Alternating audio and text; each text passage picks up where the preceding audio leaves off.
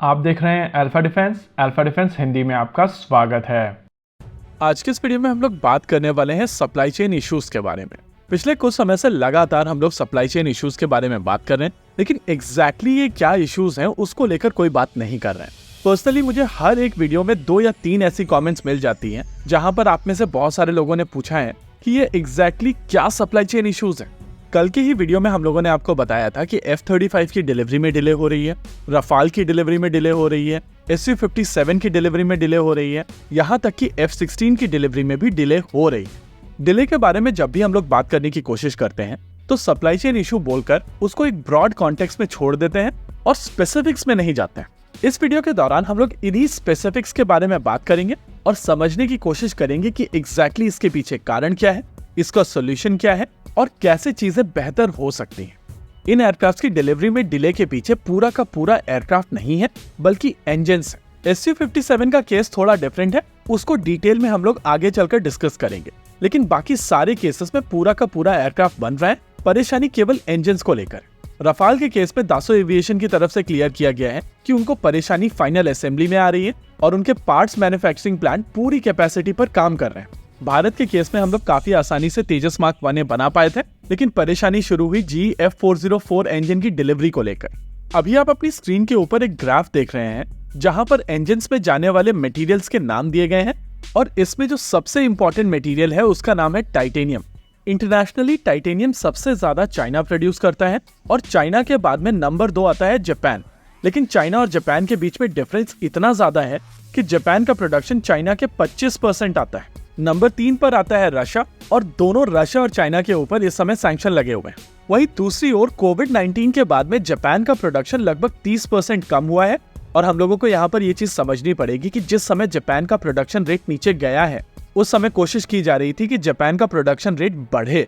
वैसे जापान की तरफ से ओसाका टाइटेनियम में काफी ज्यादा इन्वेस्टमेंट किया गया है और माना जा रहा है कि साल 2025 के अंत तक यहाँ से रिजल्ट्स आना शुरू हो जाएंगे और इनकी कैपेसिटी सीधे 25% बढ़ने वाली है। यानी कि प्री कोविड-19 लेवल पर जापान अगले साल आ जाएगा और समय के साथ साथ इसको और ज्यादा बढ़ाने की आवश्यकता भी होगी। दूसरा एक मटेरियल है जिसको येट्रियम कहते हैं। ये material basically thermal barrier coatings में यूज किया जाता है और जेट इंजन्स के लिए एक बहुत इंपॉर्टेंट कंपोनेंट होता है। इसके भी अगर आप लार्जेस्ट प्रोड्यूसर्स की बात करें तो नाम आता है चाइना और रशिया का। हालांकि यूएस और भारत दोनों के पास में इसके रिजर्व्स हैं, लेकिन कमर्शियली एक्सट्रैक्शन और एक्सपोर्ट केवल रशिया और चाइना द्वारा किया जा रहा था। इसके बाद नाम आता है स्कैंडिनियम का और इसके भी लार्जेस्ट प्रोड्यूसर रशिया और चाइना है। वॉर से पहले यूक्रेन भी इस मटेरियल को प्रोड्यूस कर रहा था और पूरे वर्ल्ड में इन सभी मटेरियल्स का प्रयोग करके छोटे छोटे पार्ट्स बहुत सारे अलग अलग सप्लायर्स बनाते हैं और क्योंकि अब ये सप्लायर्स रॉ मटेरियल नहीं खरीद पा रहे हैं, इस वजह से ये पार्ट्स नहीं बना पा रहे हैं और मेजर सप्लाई चेन इश्यूज चल रहे हैं। यूएस के केस में ये कॉम्प्लेक्सिटी और ज्यादा इस वजह से भी बढ़ जाती है क्योंकि कोविड-19 के दौरान यूएस में बहुत सारे लोगों को ले ऑफ किया गया था और अब बहुत सारे सप्लायर्स को स्किल्ड लेबर ही नहीं मिल रहे हैं। वहीं अगर रशिया की बात की जाए तो उनकी परेशानी अलग है। उनके पास में रॉ मटेरियल अवेलेबल है, लेकिन उसको मशीन करने के लिए जो मशीन्स चाहिए वो basically US, Germany, France, Japan और साउथ कोरिया से आती हैं। यानी कि रशिया की परेशानी रॉ मटेरियल को प्रोसेस करने की है और यही कारण है कि उनके पास में रॉ मटेरियल होने के बावजूद वो प्रोडक्शन को रैंप अप नहीं कर पा रहे हैं। हालांकि काफी हद तक रशिया एग्जिस्टिंग फैसिलिटीज का प्रयोग करते हुए एक लिमिटेड रेट में प्रोडक्शन कर पा रहा है, लेकिन जितनी उनकी कैपेसिटी है वहां तक वो अभी Su-57 को लेकर नहीं पहुंच पा रहे हैं। इस पूरे सिनेरियो में अगर आप भारत को देखें तो भारत एक कस्टमर है, लेकिन एक पोटेंशियल भी। अगर इन इंजन्स को भारत में बनाया जाए तो भारत रशिया से रॉ मटेरियल सोर्स कर सकता है और वेस्ट से मशीनिंग, यानी कि इंटरनेशनली जो परेशानी इन इंजन्स को लेकर चल रही है उसको दूर करने की क्षमता इस समय भारत के पास में है।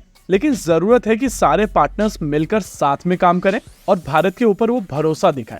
रही बात GE-F404 की, तो माना जा रहा है कि जापान की कंपनी ओसाका टाइटेनियम अगले साल तक अपना प्रोडक्शन रेट लगभग 25% बढ़ा लेगी और इसी वजह से GE की परेशानी वहां से दूर हो जाएगी। हालांकि एविएशन मार्केट में ये सप्लाई चेन इश्यूज अगले 2-3 सालों तक रहने वाले हैं और भारत आगे चलकर जितने भी अपने प्रोग्राम बनाने की कोशिश कर रहा है उन सभी में इस चीज को कंसिडर करना चाहिए। इसी के साथ आज के इस वीडियो में रखते हैं केवल इतना ही। वीडियो को अंत तक देखने के लिए धन्यवाद। देखते रहिए अल्फा डिफेंस। जय हिंद।